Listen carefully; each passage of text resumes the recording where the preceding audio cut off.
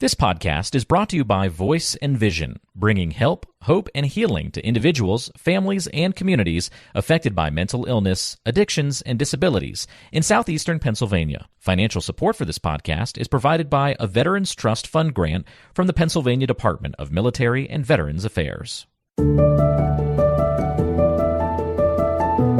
Welcome to Untold Valor, a podcast with a unique focus on veterans, featuring stories of courage, recovery, perseverance, and strength. Listen to hear veterans share their perspectives on what it's like to battle mental health challenges, combat addictions, and overcome other adversities unique to those who have served.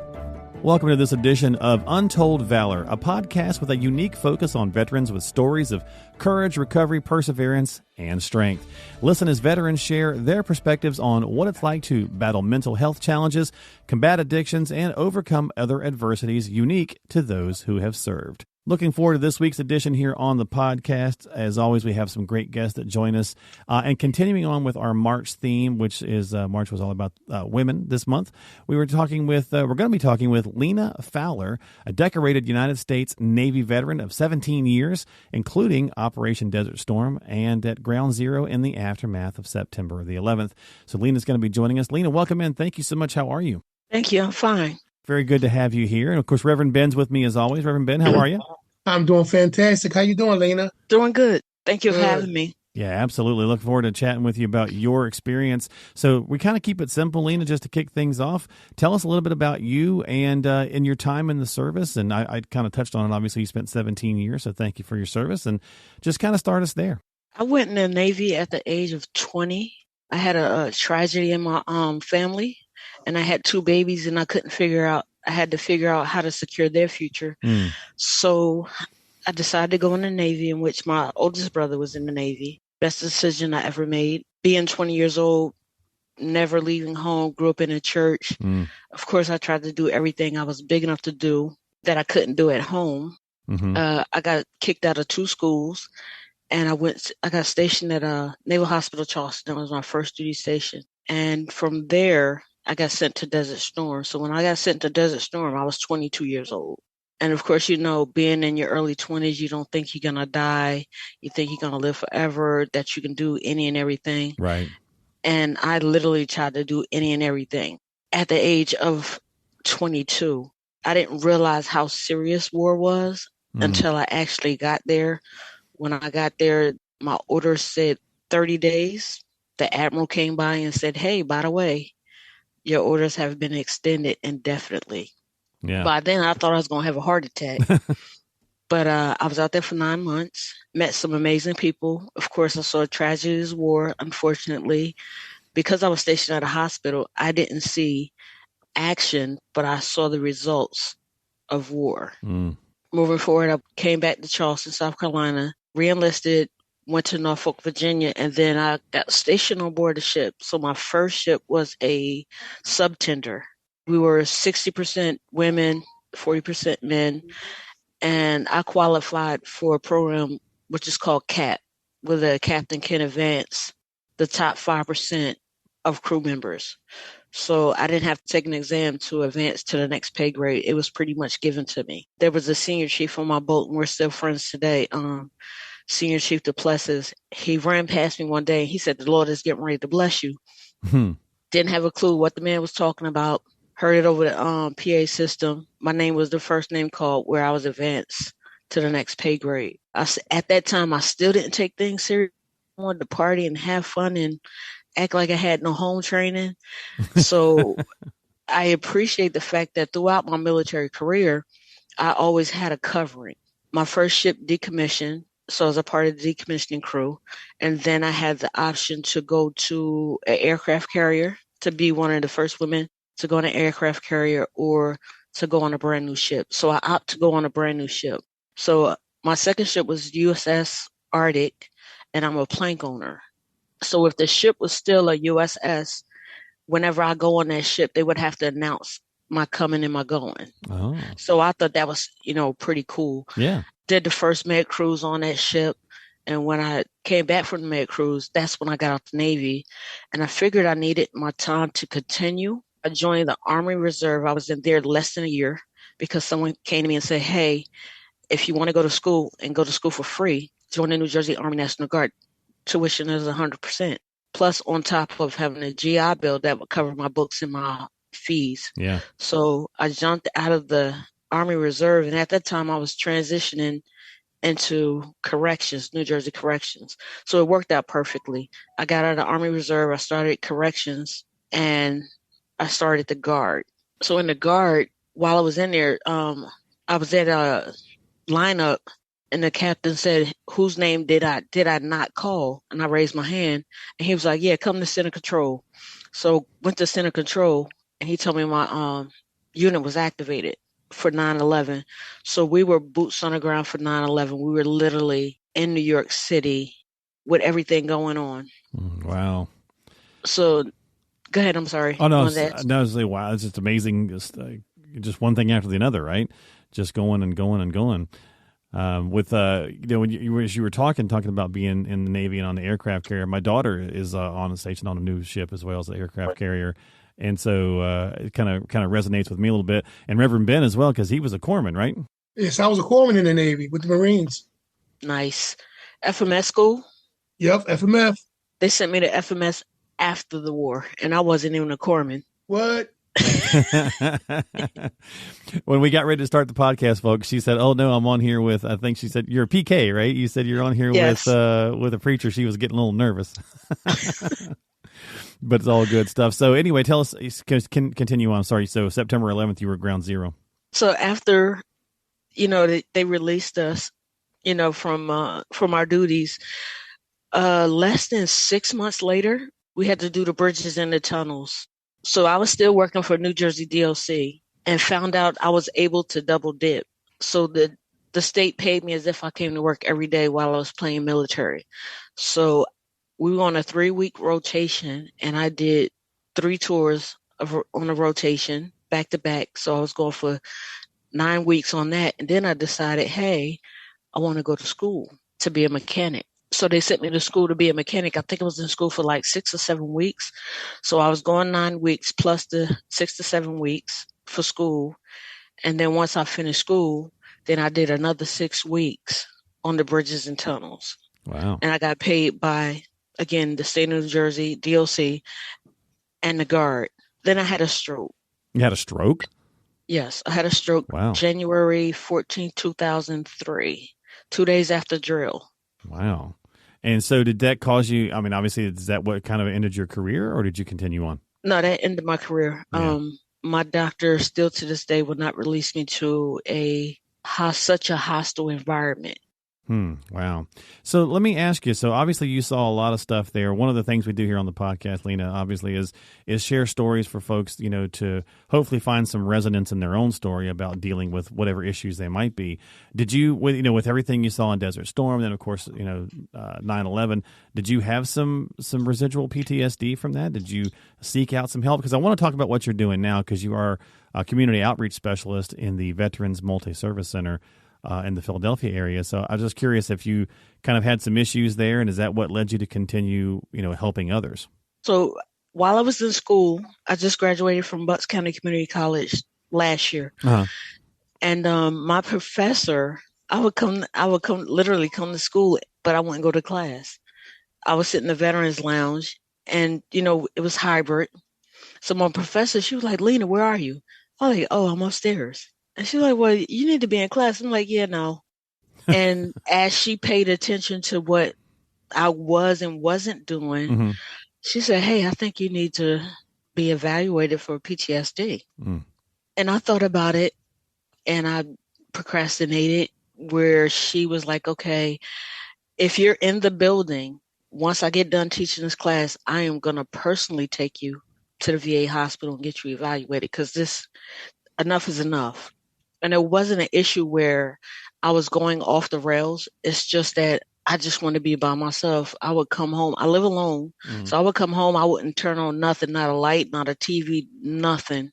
Take a shower, go to bed. I'm just happy. Wouldn't even answer my phone.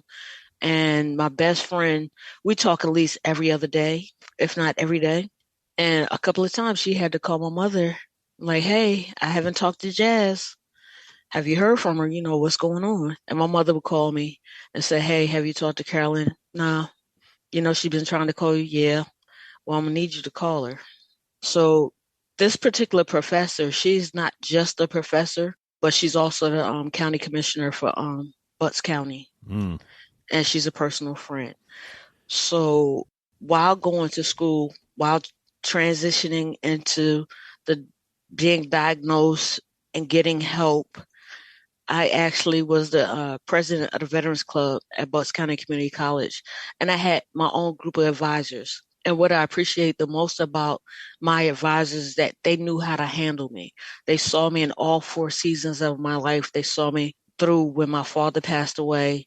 I don't handle death well at all. So, especially with somebody that I served with, I had a Desert Storm brother that passed away. And I think I was in this apartment in the bed for like 3 or 4 days. I just couldn't function knowing that my baby brother passed away. And so I think a lot of veterans can relate to that, right? We certainly have those struggles of trying to deal with whatever, PTSD might be haunting them. And then at the same time, having that person to kind of reach out and help kind of get you that lending hand, if you will, is hugely beneficial. Reverend Ben's talked about that in his own story. And most of the veterans that come on here talk about that. And I think that's really one of the reasons why we do this podcast is to say, you can get some help. There's people out there that are wanting and looking to help folks who need it. Well, what I found out that for me that was very helpful, and I find interesting for a person like me, is that I have a tendency to connect with people that know how to handle me, for the lack of better words, both spiritually and naturally. Interesting. So when I lost my dad, of course I was in a dark place. He was a bishop, and he was also an educator. And when he would preach funerals, he'd make me so doggone mad. He'd be like, yeah, we all got to go this way. And I'd be like, Dad, really? Like, why you got to say that? So when I lost him, I literally sat here and argued with God. And I'm like, God, you said in Isaiah 53, and God, well, what did I say in Proverbs? So I have to acknowledge the fact that he gave my dad the years that he promised him. But what happened with my brother Dusty, who didn't even make 50? But then I have to realize that, sometimes when people transition, it's either because they met the requirement, so they're empty. There's nothing left for them to do. Or they lived the years that God promised them.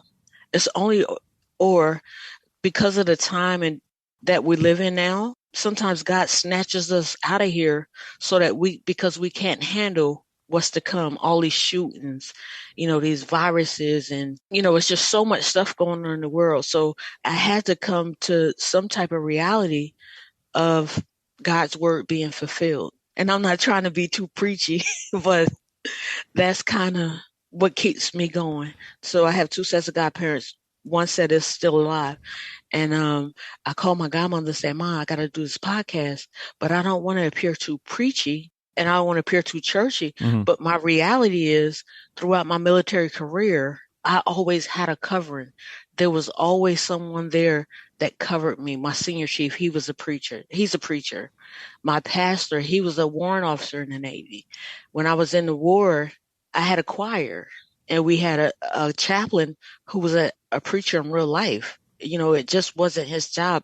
That was his life. My second ship, there was a preacher on there. So there's always been someone, when I would go left, there was always someone to push me to the right. Interesting. So, well, with Reverend Ben here, let me bring him in, since this is his neck of the woods here. Reverend, what do you take from this? What does that kind of say to you? Well, I can really identify with your story. A lot of things that you say, I went through it the same as well. And I too, I was covered, and I am today. And that's why I'm still here today, because I've been in some situations where some folk didn't come home. And, it's by the grace of God that I made it home. We have to share this with other veterans to let them know that this is something that most of us experience. And yes, there is a solution. And one solution that I believe is that you said, Lena, is a spiritual component as well. Yes, I believe that. Yeah, for sure. Well, Lena, tell us a little bit about what you're doing now with the VMC Center. So with VMC, I do community outreach.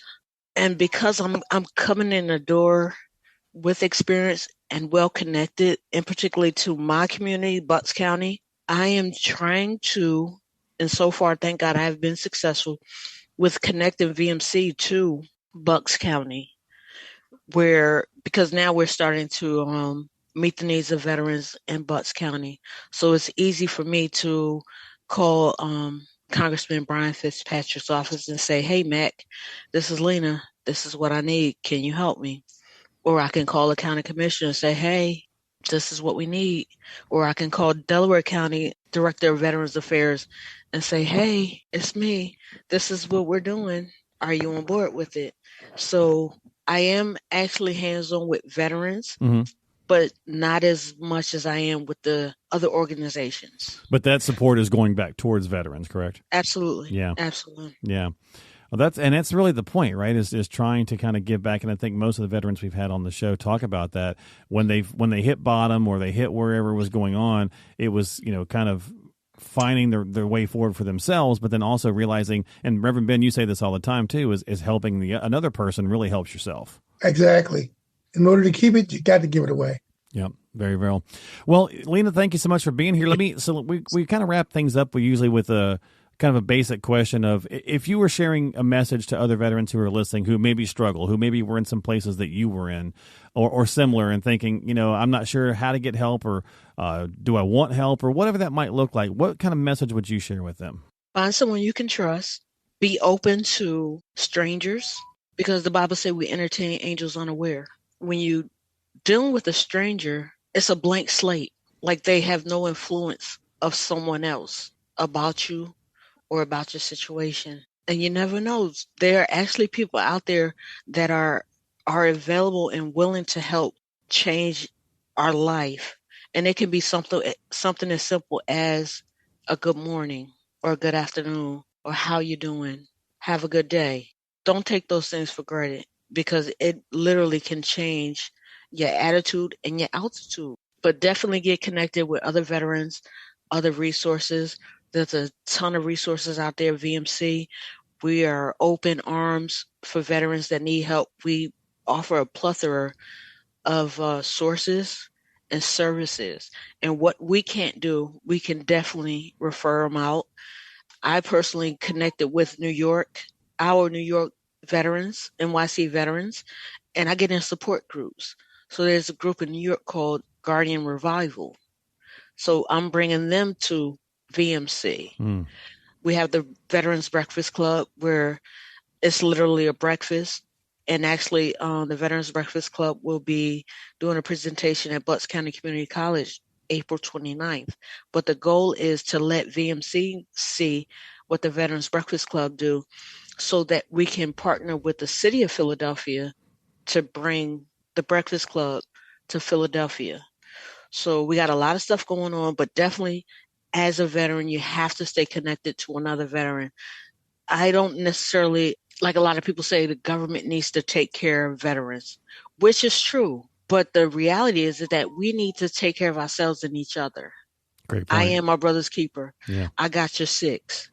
So this is not just words. We got to live what we say. That's a great point. That's a great way to end the podcast as well. So reach out to other veterans, and that's what the team at Voice and Vision do as well, and Compure, of course. So as always, we'll have some information for you coming up here at the end of the podcast. We'll have some stuff in the show notes as well. We'll put some links and information to the VM Center for Lena as well in the show notes. So make sure you check all that out. And as always, thank you for your time. Lena, thanks for being here on the podcast. Reverend Ben, thanks for being here on the podcast. And always appreciate you. And, of course, if you need some help, folks, again, reach out to someone, have a conversation for yourself. And don't forget to subscribe to the podcast or share it with others who might benefit from the message. And you can find all that information in the show notes. This has been Untold Valor. Thank you so much for your time. You've been listening to Untold Valor by Voice and Vision. We hope you found the information and resources discussed today helpful. As always, thank you for listening and for your support. Remember to stay connected with us through our various social media platforms, including Facebook, Instagram, and YouTube. Don't forget to visit the website, voiceandvisioninc.org. That's voiceandvisioninc.org, where you can sign up for our blog and find free resources and information on upcoming events, webinars, workshops, and get support. You can also access our free help and hope guide for individuals and families struggling with substance use and addiction.